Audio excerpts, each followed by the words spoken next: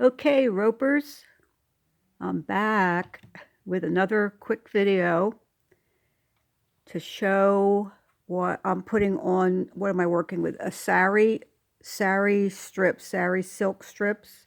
I have lots of it, and this is just a small sample of what I have, but you can also use this in your rope bowl making. Instead of yarn, I'm going to use this today. And we'll see how, this is the first one I've done with it, so we will see how it turns out. So here we go. Before I start, I wanted to show that I missed this part here. Does it show? Yeah, right there, see? So I have to go back and restitch that. You got to do this before you start check when you're finished your base. You got to check and make sure you have everything sewn down, because it's very difficult to repair that once you start building your sides. So you check that. So I had a viewer of the last video with the yarn who wanted to see how I make the sides of the bowl. So I think that's what we'll do here. I'll make a couple rows around, show you how to put your sari strips in, and I'll start building the sides. So, okie dokie, here we go. I hope. Yeah. My cat, Miss Alice, is sitting here watching this too.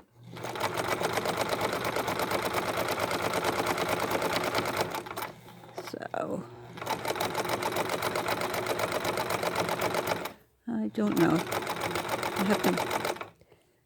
I don't know what size I'm going to make this.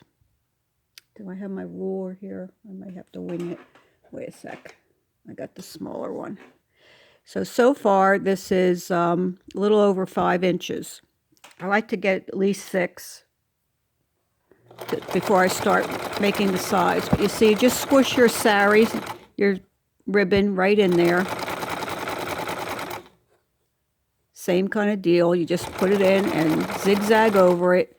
Push it pretty tight. And then I'm going to cut another piece off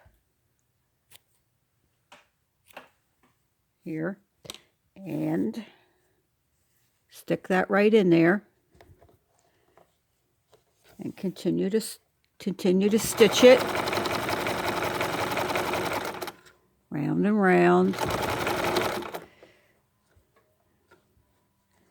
Adjust it as you go and squish it in there. It's going to look really good. I like this in here. We're definitely going to have to make a few more bowls. I see I messed up a little there, so I'm going to go back. You see what I did? Not paying attention. I'm going a little too fast, I think. So just backtrack a little. Go back over it. I'll go a little slower.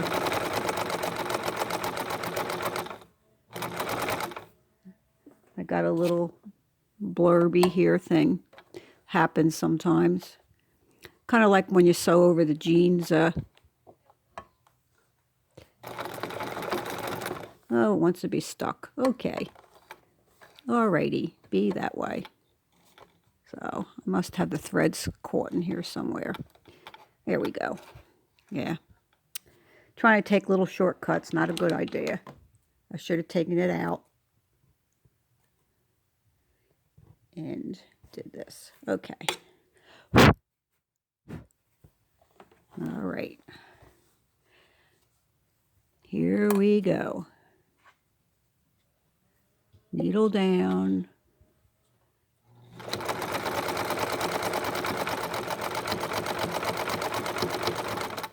I'm not going to make this too much bigger. Let's see, my viewer's name, her name that she left is Murph's mom. So this is for her. Okay, I did it again. Da-da-da. I think this is slippery, is what it is. And I seem to be slipping them. Remember, this is my first time using this too. So it's the first. So I have to go back. You see what happened? Sewed here, but not here.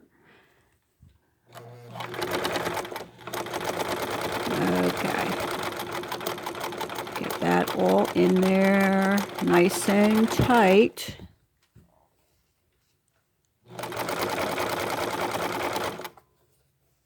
Yes, this is like a variegated sari or sari. I'm not sure how they pronounce it. Sari silk.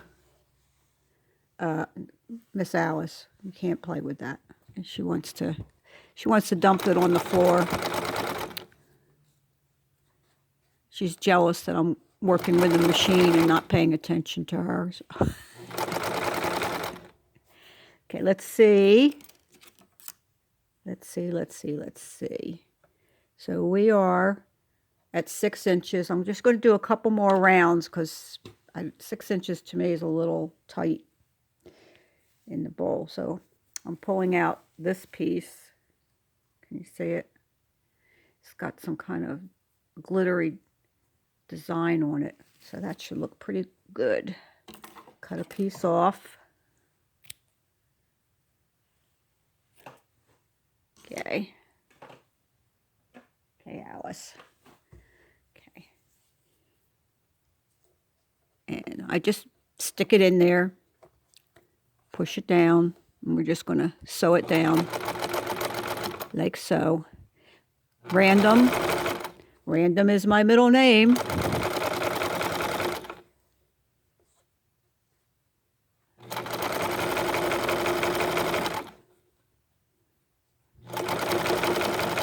So today, it's a beautiful day here in New Jersey.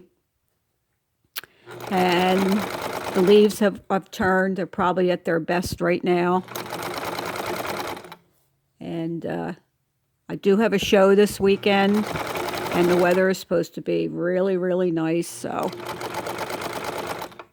it's at the sheep dairy farm.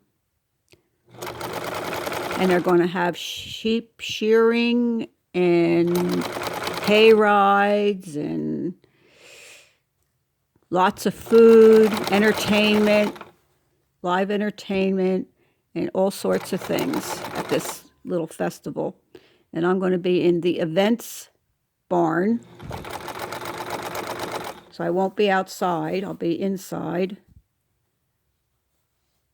And I did this show in the spring, and it was pretty good. Pretty good attendance.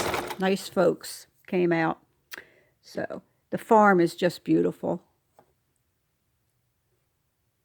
And they're going to, have what is it called? It's called the Wool and Fiber Festival, something like that. So this type of thing should fit right in. Okay, so let me pull out another piece. Sari.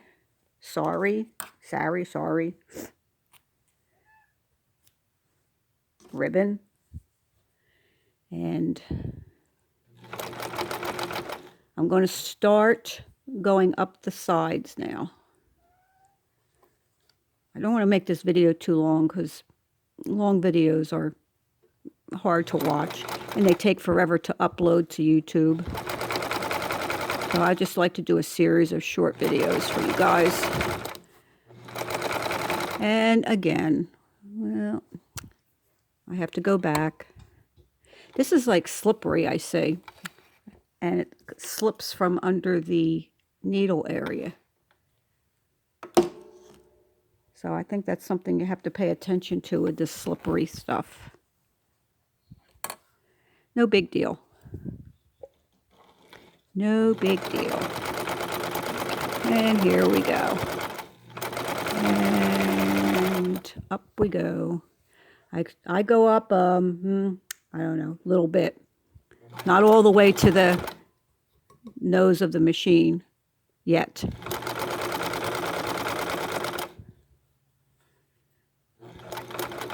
I'll do a round at this angle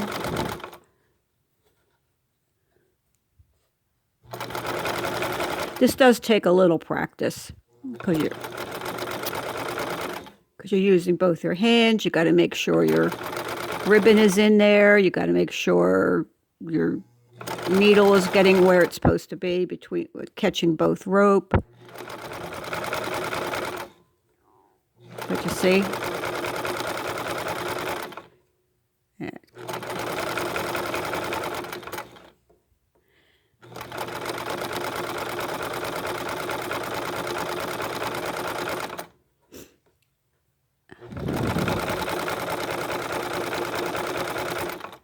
All right, I'm coming to the end of my ribbon again. So I will cut another piece. This has a couple shades in it. It's got purple, green, mauve kind of. And it's really, really pretty. Different shades of the purples and the greens. So that's the way I like my bowls. They're kind of painterly, I guess you would call it. In it goes. No particular big deal about that. Just make sure you're catching both your ropes. That's the main thing. Okay, make sure my thread isn't caught back here. There's always these little things that happen when you're sewing anything. Okay, now I've pushed the bottom of this bowl up as close as I can to the nose of the sewing machine.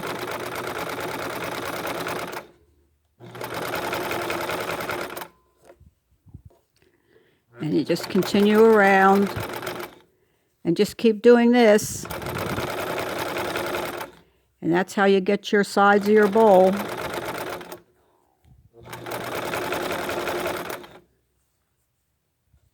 Okay, now this ribbon has been tied together. Can you see right here? And I've tried before going over these like bumpy things, but it's not worth the effort. So I'm just going to cut it off. Excuse me, I do have allergies.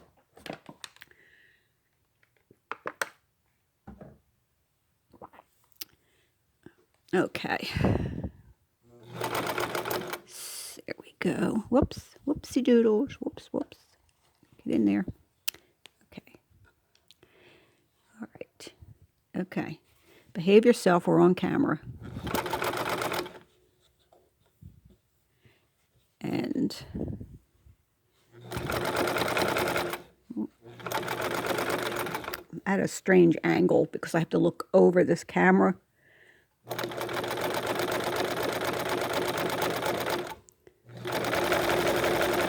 Okay. Now I'm pushing the base of the bowl, this part here, up as far as I can to the nose of this particular machine. I have several vintage machines that I use, and the nose does make a difference in shaping for me, in shaping my bowls. So this is going to shape a little bit differently until I get to the very top of the head of the top of this nose, and then you can push your bowl all the way over and it shapes it for you. And I don't know how big is my nose here. Not my nose, this sewing machine nose. It is okay. The machine's nose is 5.5. But I don't have my other bigger ruler here, so I can only estimate from where we're sewing to the top of it. Let's see, that's 6. This is about 8 inches. From the needle base to the top of the machine. So this is all you do. You just go round and round and round. To my viewer, it takes practice, And, you know, like everything else, you have to practice at it. And after a while, you get the feel of the whole thing, and you work at your own speed.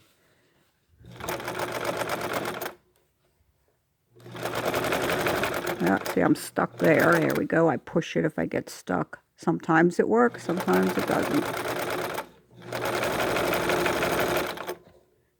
Now, you can also not have to, I may do a few rows of like naked rope without putting anything in it to give it a little more interest. But the video for me, by the time I get around to sewing that part of it, this video will run too long. So I think you get the idea. Do you see it's forming now? Do you see how the side of the bowl is forming? You see? This is already, you know, almost an inch. So, okay, I think I'll end this here for now, and I'll probably show the finished bowl when and if I ever get finished. I'm not sure I can finish it today. I'll give it my best shot, though. So, signing off. Suze is signing off for now. Bye, guys.